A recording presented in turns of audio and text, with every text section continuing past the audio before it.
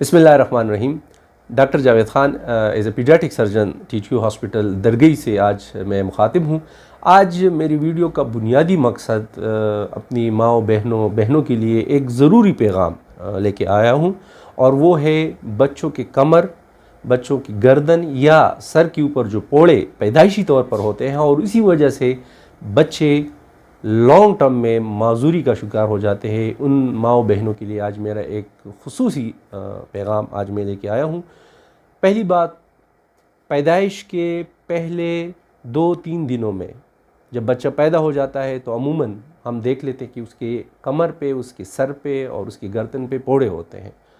बाज़ औक़ात इस बीमारी के साथ बच्चों की टांगें भी टेढ़ी होती है और कुछ बच्चे ऐसे होते हैं जिनका सर भी बड़ा होता है।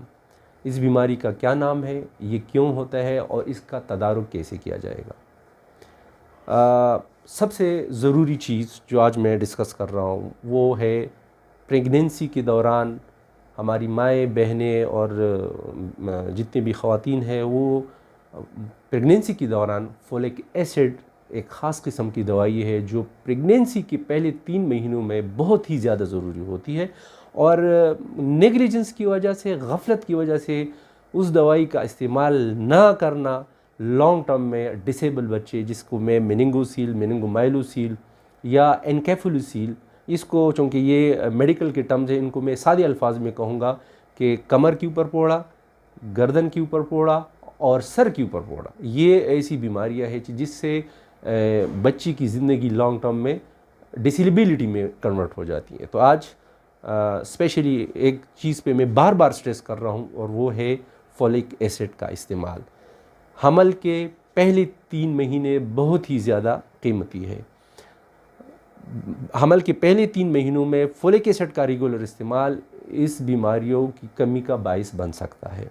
लिहाजा फोलिक एसिड जितनी भी हामला ख़वातीन हैं पैदाइश की 3 महीनों में फोलिक एसिड का इस्तेमाल लाजमन किया करें, और अगर बॉडी में फोलिक एसिड का इस्तेमाल कम हो तो इसके नुकसानात अभी जो मैंने आपके साथ डिस्कस किए कि सबसे बड़ा नुकसान ये होगा कि कमर पे पोड़ा होगा, और कमर के पोड़े के साथ टांगे भी टेढ़ी होगी और ये बच्चा कभी भी अपने पाँव पे खड़ा नहीं हो सकेगा।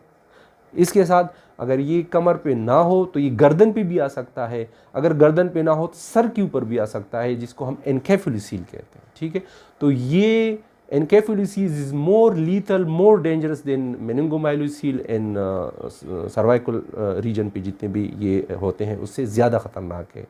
तो मेरा एक काइंड रिक्वेस्ट तमाम उन ख़वातीन के लिए जो antenatal they are pregnant, pregnancy के दौरान फोलिक एसिड का इस्तेमाल इंतहाई ज़रूरी है। दूसरी बात, प्रेगनेंसी के दौरान एपिलेप्टिक ड्रग्स जिसको हम मिर्गी की दवाइयाँ कहते हैं उसका इस्तेमाल क़त्तन ना किया करें।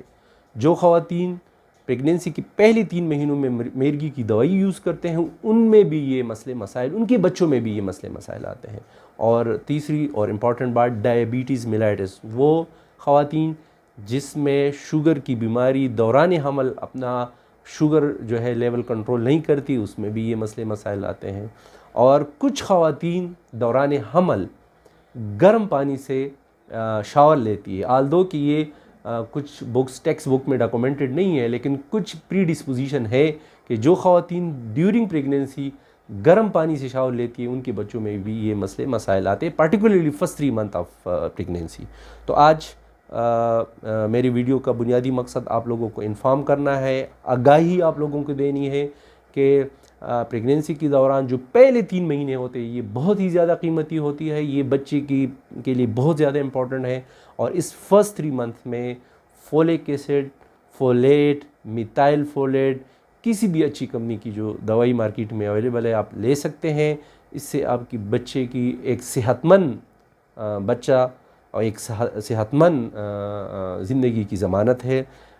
मैं अपने अल्लाह से मेरी दुआ है कि जितने भी बच्चे हैं वो सेहतमंद हो, हमारे माशरे के ऊपर बोझ ना हो, हमारे कौम के ऊपर बोझ ना हो, बल्कि एक सेहतमंद माशरा एक सेहतमंद बच्चे की ज़ामिन है। अगर एक सेहतमंद बच्चा माशरे में घूम फिर रहा है तो एक अच्छी कौम की ज़मानत है। तो आज ये सारी बातें बुनियादी मकसद आप लोगों को आगाही देना है। बहुत बहुत शुक्रिया जी, थैंक यू वेरी मच। تمام فرینڈ سے میرا ایک کائنڈ ریکویسٹ ہے کہ آپ لوگوں کو اگر میرا چینل پسند ہے انفارمیشن کے حوالے سے تو kindly subscribe my channel. Thank you very much.